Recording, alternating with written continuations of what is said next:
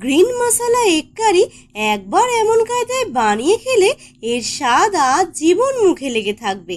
এর জন্য মা প্রথমে গ্যাসে একটা পাত্র বসিয়ে তাতে কিছুটা জল সামান্য গরম করে ওই জলে নুন দিয়ে ডিমগুলো ভালো করে সিদ্ধ করে নেবে। এবার সিদ্ধ ডিমগুলোকে 10 মিনিট ঠান্ডা জলে রেখে দিয়ে খোসা ছাড়িয়ে ছুরি দিয়ে এমন চিড়ে নেবে।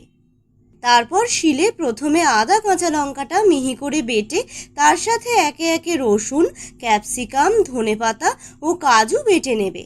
এবার কড়াইতে তেল গরম করে গোটা শুকনো লঙ্কা ও গরম মশলা ফোড়ন দিয়ে পেঁয়াজ কুচিটা হালকা ভেজে নিয়ে এর মধ্যে ওই বাটা মশলাটা দিয়ে সাথে একটু জল ও পরিমাণ মতো নুন দিয়ে খুব ভালো করে কষিয়ে নেবে। অন্যদিকে আর একটা কড়াইয়ে তেল গরম করে কাটা ক্যাপসিকামগুলো ভেজে নেবে।